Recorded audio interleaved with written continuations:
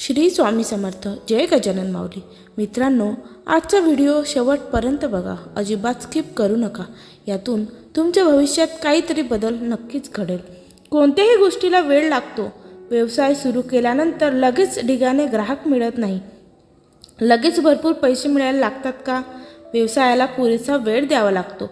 व्यवसायात यशस्वी व्हायचं असेल तर काही दिवस, काही महिने, तर काही वर्ष वाट पाहावी लागते. वेळ लागतो. 6 पॅक ॲप्स बनवायला वेळ लागतो. बिझनेस उभा करायला वेळ लागतो. यूट्यूब चॅनल ग्रो करायला वेळ लागतो. नवीन कौशल्य शिकायला वेळ लागतो. यश मिळणं ही हळूवार चालणारी प्रक्रिया आहे. अर्ध्यातून प्रयत्न सोडून तिचा वेग वाढणार नाही. त्यामुळे संयम ठेवा. हातोड्याचे घाव सोसताना दगडाला कधीच खंत वाटत नाही, कारण त्यानंतर प्राप्त होणाऱ्या देवपणामुळे येणाऱ्या कित्येक युगापर्यंत सारं जग त्याच्यासमोर नतमस्तक होणार असतं. सुंदर विचार. गायीच्या कासेमध्ये राहूनही गोचिड जसे गायीचे दूध न पिता गायीचे रक्त पित असते, तसेच ज्ञानी लोकांच्या सानिध्यात राहूनही मूर्ख लोक ज्ञान ग्रहण न करता त्यांच्या वाईटच शोधत असतात. मानसशास्त्र सांगतं, जेव्हा तुम्ही स्वतःची काळजी घेऊ लागता, तुमची मनस्थिती सुधारते आणि तुम्ही आनंदी राहू लागता. तुम्ही अधिक सुंदर दिसू लागता आणि त्यामुळे चांगल्या गोष्टीसुद्धा तुमच्याकडे आकर्षित होऊ लागतात. स्वतःच्या जोडीदाराला ओळखता न येणं हा जीवनातील महान पराभव म्हटला पाहिजे. या पराभवाचे चटके प्रचंड बसतात. घर उद्ध्वस्त होतात. माफी चुकी करणाऱ्याला दिली जाते, विश्वासघात करणाऱ्याला नाही. जग धोका देऊन हुशार झालं आणि आपण विश्वास ठेवून मूर्ख झालो. डोळे झाकून काही लोकांवर विश्वास होता, नंतर कळलं तो माझा अंधविश्वास होता. नशिबापेक्षा जास्त आपलेच लोक आपलेच मारतात, पण ते पण पद्धतशीरपणे. केलेत उपकार, दिलेला शब्द आणि उपयोग पडलेली माणसं कधीही विसरायची नसतात. माणसाचे केस गेलेले असले तरी चालतील, पण माणूस हा गेलेली केस असू नये. शब्द मोफत असतात, पण त्याच्या वापरावर अवलंबून असते की त्याची किंमत मिळेल की किंमत मोजावी लागेल. मित्रांनो, तुम्हाला जर माझं बोलणं पटत असेल तर चॅनलला नक्की सबस्क्राईब करा आणि एक छानशी कमेंट नक्की करा. तुम्ही काहीही कमेंट करू शकता. श्री स्वामी समर्थ. जय गजानन माऊली. काहीही कमेंट करा आणि त्याचबरोबर चॅनलला सबस्क्राईबसुद्धा करा. जीवन एक असा रंगमंच आहे जिथे आपल्यालाच माहीत नसतं की आपण आपली कोणती भूमिका बजावणार आहोत. आयुष्य एका कादंबरीसारखे असते, रहस्यानं भरलेलं. पुढे काय लिहिलं आहे ते पान उलगडेपर्यंत कोणालाच कळत नाही. झाडाने किती फुले गमावली यावर झाड कधीच अस्वस्थ होत नाही. ते नेहमी फुले तयार करण्यात व्यस्त असते.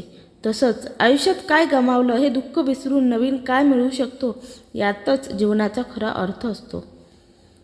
आयुष्याची प्रश्नपत्रिका सोडविताना काही प्रश्न सोडवायचे असतात तर काही प्रश्न सोडून द्यायचे असतात. हे ज्याला जमलं तो जगला, कारण इथे पण वेळेची मर्यादाही असतेच. मिठाच्या बरणीला कधीच मुंग्या लागत नाही, पण साखरेचा एक कण जरी असला तरी मुंग्या लागतात. माणसाचंही तसंच आहे.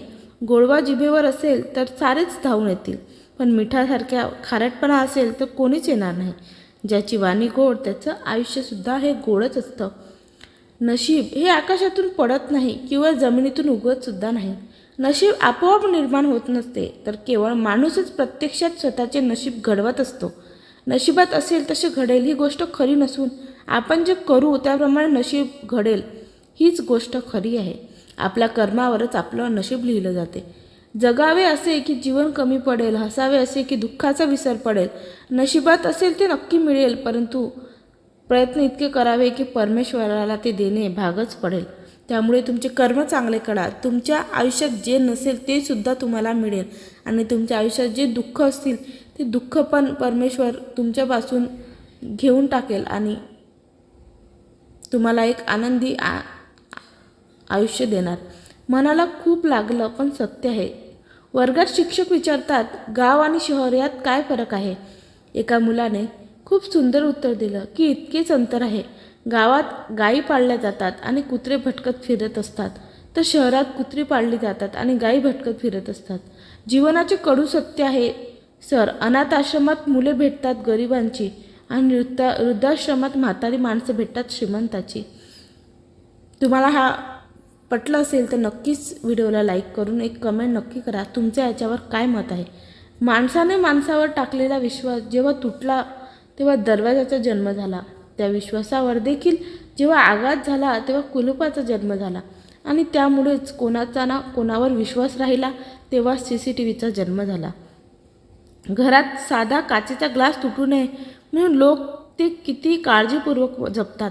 आणि हीच लोक दुसऱ्यांचे मन व भावना निष्काळजीपणाने हाताळतात. दुसऱ्याला किती त्रास होईल याचा कोणताही विचार न करता हृदय तर किती सहजतेने तोडतात. बहुतेक आपल्या भावना आणि मन त्यांच्यासाठी 50 रुपयाच्या ग्लासपेक्षाही किती कमी किमतीचे असावेत हे यावरून दिसते. जात्याच्या खालचा दगड स्थिर असतो आणि वरचा दगड फिरणारा असतो.